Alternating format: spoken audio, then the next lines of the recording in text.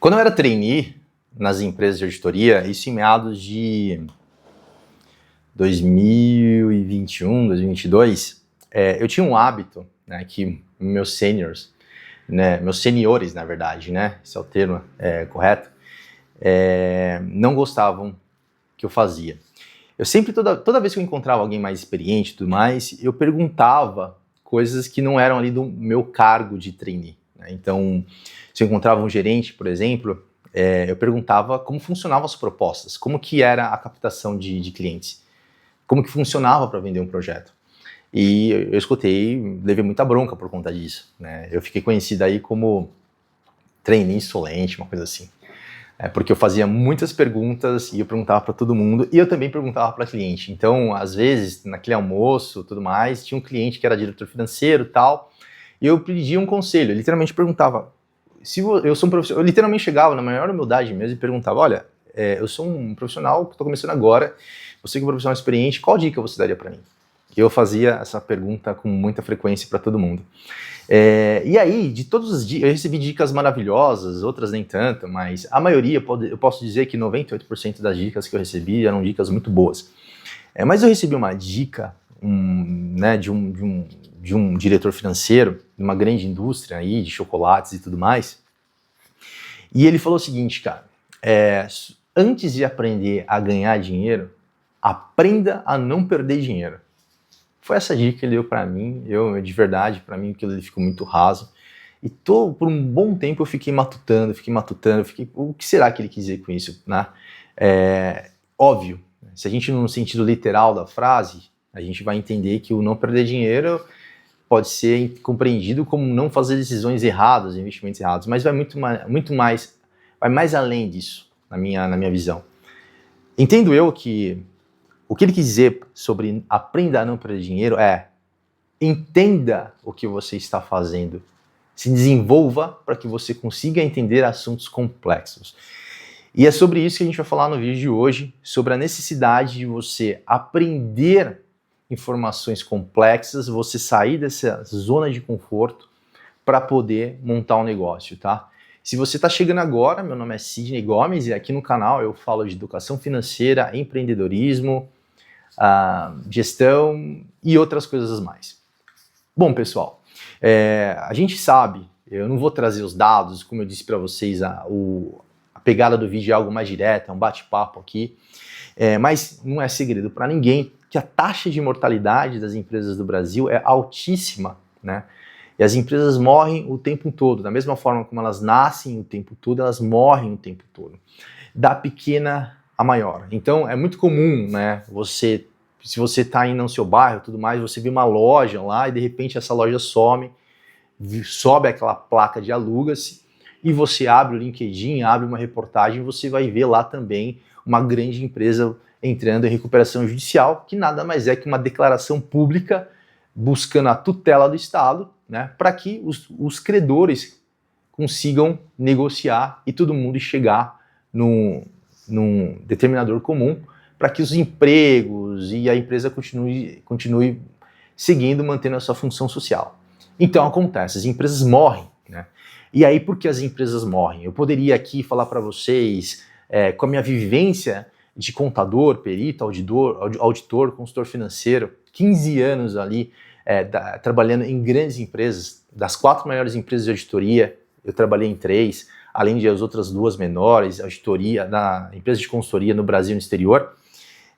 Eu poderia ficar relatando tecnicamente o que acontece com uma empresa, mas eu posso falar para você, que também não é segredo para muita gente, se você já faz uma educação financeira, você vai saber que as empresas morrem por caixa, literalmente. Se você verificar todas as funções que matam uma empresa, melhor, todos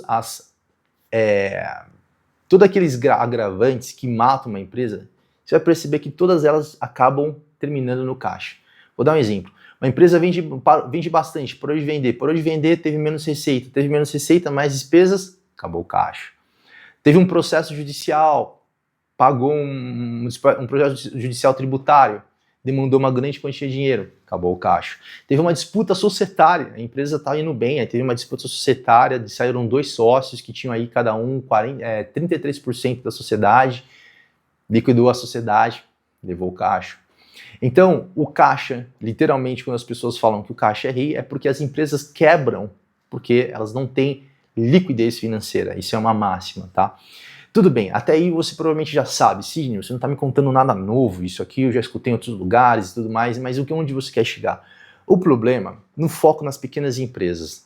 A gente vai precisar dividir esse assunto em duas partes. Agora eu vou falar das pequenas empresas. Mas o que acontece com as pequenas empresas? E isso vai conectar com o ponto do assunto do vídeo. O que acontece com as pequenas empresas? As pequenas empresas, na minha visão, quando eu vi elas nascendo e quebrando, elas começam com muito sonho, com muita vontade, pouquíssimo planejamento e muito erro na execução. Em forma resumida é isso. Então, tem uma coisa na contabilidade que nós chamamos de princípio da entidade. Por isso que eu falo que a contabilidade é uma ciência maravilhosa. Se você realmente entende contabilidade, você consegue entender como funciona a estrutura de uma organização interior de uma empresa. E no direito existe uma coisa que nós chamamos de personalidade jurídica, ok? Como esses dois conceitos se conectam, tá? O princípio da entidade da contabilidade, sem entrar na tecnicidade da coisa, quer dizer o seguinte: o patrimônio tem uma individualidade, ou seja, o patrimônio da empresa, da sociedade / entidade, o patrimônio da empresa é uma coisa, o patrimônio dos sócios é uma outra coisa. E esses patrimônios não se confundem. Casa com o direito, que o direito fala da personalidade jurídica e fala que tá tudo certo quando não tem confusão patrimonial. Olha só que bacana, as duas ciências se conectando, que coisa bonita, né? Então, quando você não tem essa confusão patrimonial, perfeito. Você tem certos direitos, certas proteções para o sócio, porque o patrimônio do sócio não se confunde com o patrimônio da empresa, tá? E lembrando, quando falamos patrimônio, não são somente empresas que possuem patrimônio. A contabilidade utiliza um termo chamado entidades, tá? Porque você pode ter empresas, associações, sociedades não empresárias, você pode ter outros tipos de instituições que também vão ter o patrimônio, e isso também é objeto de ciência da contabilidade. Então nós temos dois conceitos, temos o conceito da contabilidade falando do princípio da entidade, temos o conceito jurídico falando da personalidade jurídica. Bacana, né? E agora, tá bom, Sidney, legal, adorei esse conceito de aula, mas como isso se aplica, como as empresas quebram? É muito simples, tá? Quando as empresas começam, isso é um grande erro das pequenas empresas, das empresas até de médio porte, tá? Que eu já vi muito isso acontecer. As empresas, elas não respeitam esse princípio da entidade. Então, o patrimônio do sócio e o patrimônio da empresa viram uma coisa só. Então, você não respeita o princípio da entidade do ponto de vista da contabilidade, você também está desrespeitando a personalidade jurídica da empresa. Está tendo a confusão patrimonial. E é aí que muitas empresas pequenas quebram. Por quê? Elas não conseguem fazer um orçamento desvinculando o sócio da empresa. Sidney, é impossível, como posso fazer isso? Você tem que encarar que o seu salário, melhor, salário não, você vai ter o prolabore, né? Mas que a sua renda é como se fosse um salário dentro da empresa. Se você, que é empresário, fizer isso de forma ordenada e ter controle, peça ajuda ao seu contador. Se for um bom contador, ele vai conseguir te ajudar e vai fazer a contabilidade da sua empresa, tá? Você que é optante de Simples Nacional, escuta o que eu vou falar para você, tá? Você precisa fazer sua contabilidade, tá? Você não está dispensado, veja o que eu vou falar para você, você não está dispensado de fazer uma escrituração contábil. Meu contador falou que eu sou do Simples Nacional, não preciso fazer contabilidade. Veja, você como empresário, você tem obrigações tributárias, obrigações trabalhistas, obrigações societárias e obrigações civis. Certamente, existe uma dispensa de acordo com o Simples Nacional para não escrituração formal de contabilidade. No entanto, o Código Civil obriga você a manter os livros contábeis. Você que é uma sociedade empresária ou empresário. E quando você vai sentir falta disso? Quando você precisar da contabilidade para provar alguma coisa. Aí, meu amigo, você não vai ter contabilidade, você vai tomar na cabeça. Porque isso eu vejo todo santo dia praticamente no meu escritório, tá? E é sempre o mesmo protocolo. Eu não preciso fazer a contabilidade. Quer ver um exemplo prático? Divórcio.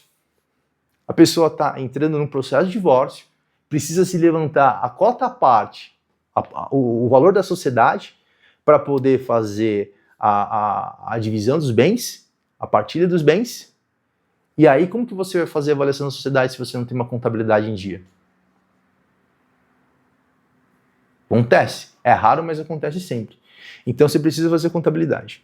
Fechando esse parênteses, voltando ao que eu estava falando antes, então, quando o empresário não tem esse controle do que é sociedade, do que é empresa, tudo se confunde e vira uma bola só. E aí o que acontece? Ele não consegue tomar nenhuma decisão de longo prazo. Ele não consegue tomar nenhuma decisão que, de fato, ele vai conseguir distanciar essas duas coisas. E o mais grave acontece também. Acontece quando o empresário começa a ir bem, ele começa a ter um resultado interessante, financeiramente falando, e aí ele tira mais dinheiro da sociedade. Chega um momento, eu também já vi diversas vezes, chega um momento que não tem dinheiro para fazer o fluxo de caixa, não tem o dinheiro do capital de giro. E aí, depois eu vou fazer um vídeo para vocês explicando a situação patrimonial, econômica e financeira. É um conceito técnico, contábil econômico, que ninguém te ensina aqui na internet. Por isso, siga a gente aí, se inscreva no canal, deixa seu like, dá uma força que o conteúdo aqui é bom. E é no Vasco, pessoal, é de graça, é só assistir o conteúdo aí, uma aula muito boa para vocês, tá? Existe o conceito contábil de situação patrimonial, situação financeira, situação econômica. Todo empresário e todo contador deveria saber esse conceito, tá? Então, quando não tem essa informação financeira, acaba tendo um impacto muito negativo no orçamento da empresa. E as empresas acabam quebrando. Então, a falta de caixa vai fazer com que essa empresa tome crédito, o crédito é absurdamente caro. Outra máxima, não existe crédito barato para empresas de pequeno e médio porte. Ah, tem banco de fomento. Vai lá no banco de fomento e vai ver qual é a taxa de juros. É altíssima. Mas aí acontece, o cara ele estava indo bem, ele estava com desempenho econômico bom. O que é um desempenho econômico? As receitas estavam se sobressaindo às despesas e custos, legal. Aí, por conta desse desempenho econômico dele, o desempenho financeiro também dele era bom. Por quê? Porque ele tendo mais receitas, ele estava recebendo mais dinheiro, espécie. E o desempenho patrimonial também dele era bom. Por quê? Porque ele estava aumentando quantos receber, ele estava aumentando ali o dinheiro do caixa, ele estava imobilizando algumas coisas, então o ativo estava se sobressaindo do passivo. Só que o que acontece? Ele começa a tirar dinheiro do caixa, ele começa a pensar que a empresa é dele. E o empresário, olha outro plot twist, o empresário, mesmo que ele tenha a participação na sociedade, existe, como eu disse para vocês, o princípio da entidade, a personalidade jurídica. E isso tem que ser respeitado. Então, em linhas gerais, meus caros, é isso que quebra uma empresa. Resumindo a ópera, a empresa quebra porque ela não tem caixa. Mas por que ela não tem caixa? Por N fatores. Mas um deles é a não distinção entre patrimônio da empresa e patrimônio da sociedade. Perdão, patrimônio da empresa e patrimônio dos sócios. Tudo vira uma coisa só e pum, confusão patrimonial. Beleza, pessoal? Esse foi o vídeo de hoje, um pouco mais longo, um pouquinho mais técnico, coisa leve, na verdade, ninguém se aprofundou aqui, a gente quer falar, a gente não quer deixar o vídeo cansativo e tal.